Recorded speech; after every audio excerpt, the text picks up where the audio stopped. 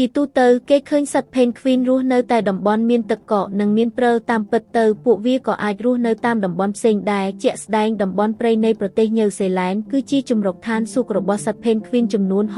60.000 ក្បាលព្រោះតំបន់នេះគ្មានការយាយីពីពួកមុំសាសីផ្សេង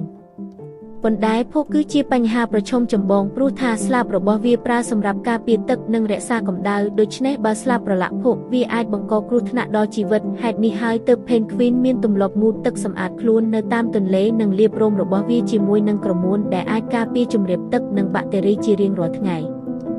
សត្វ penguin penguins ជាសត្វស្លាបដែលមិនចេះហើរសត្វបក្សីផ្សេងទៀតមានស្លាបសម្រាប់ការហោះហើរប៉ុន្តែសត្វ penguin មានស្លាបដើម្បីជួយឲ្យពួកវាហែលក្នុងទឹកទៅវិញសត្វ penguin អាចផឹកទឹកសមុទ្របានសត្វ penguin ចំណាយពេលប្រហែលពាក់កណ្ដាលរបស់ពួកវានៅក្នុងទឹកនិងពាក់កណ្ដាលទៀតនៅលើដីសត្វ penguin The Emperor Penguin គឺជាអម្បូរសត្វ penguin ខ្ពស់បំផុតដែលមានកម្ពស់120 សង់ទីម៉ែត្រ The Emperor Penguin អាចស្ថិតនៅក្រោមទឹករយៈពេលប្រហែល20នាទីក្នុងមួយពេលសត្វ penguin King Penguins គឺជាសត្វប្រភេទ penguin ធំជាងគេទី2ពួកវាមាន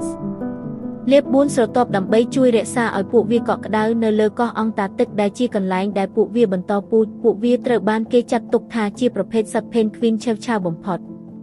ក្រុមអ្នកវិទ្យាសាស្ត្របាននិយាយទាំងភ្ញាក់ផ្អើលកាលពីថ្ងៃសុក្រថាសត្វ penguin Adelie 1.5 លានក្បាលជាអម្បូរកំពុងតែធ្លាក់ចំនួនយ៉ាងខ្លាំងនៅតាមតំបន់នានានៃពិភពលោកត្រូវបានប្រទះឃើញនៅដែនកោះដាច់ស្រយាលនៃអង់តាក់ទិក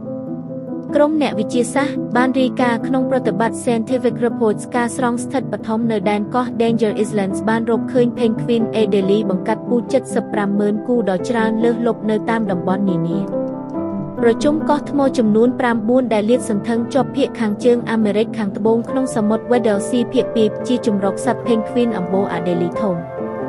សត្វ penguin Adelie ជាពូជមួយក្នុងចំណោម5ដែលរស់នៅក្នុងបរិវេណឧបទ្វីបអង់តាក់ទិក penguin ទំហំមធ្យមពួកវាធំលូតលាស់ដល់ប្រវែង70សង់ទីម៉ែត្រនិងទម្ងន់ពី3ទៅ6គីឡូក្រាមពួកវាត្រូវបានកំណត់សម្គាល់ដោយសាររង្វង់ពណ៌ស្រត្រង់ភ្នែកប្រជុំកោះ Danger Islands ត្រូវបានរកឃើញដោយផ្កាយរណបតាមដានផែនដីពីអ្នកជំនាញពីអាមេរិកអង់គ្លេសនិងបារាំង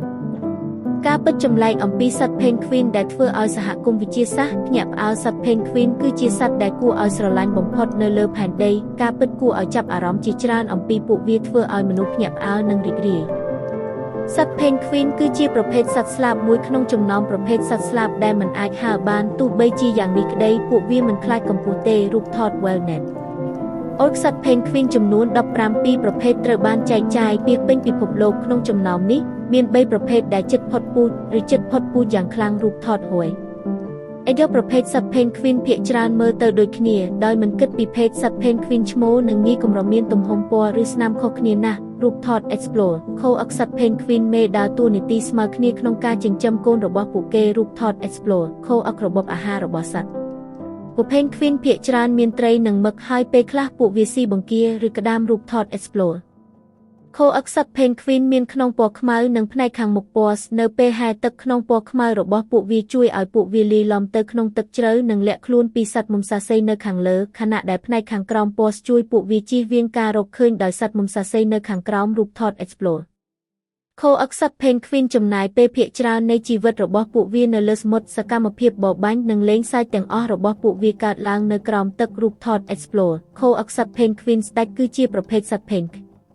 Win ធំជាងគេទី2នៅលើពិភពលោកបន្ទាប់ពីសត្វ penguin អធិរាជនៅពេលធំពេញវ័យសត្វ penguin ស្ដេចនីមួយអាចឡើងដល់កម្ពស់91សង់ទីម៉ែត្រពួកវាអាចរត់បានលឿនផ្ទុយពីភាពយឺតយ៉ាវរបស់ប្រភេទសត្វ penguin ភាគច្រើនផ្សេងទៀតរូបថត Andres Vasquez Noble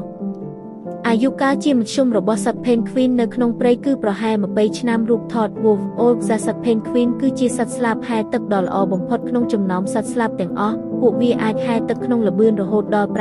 9.61 គីឡូម៉ែត្រក្នុង1ម៉ោងរូបថត Wolf Oxa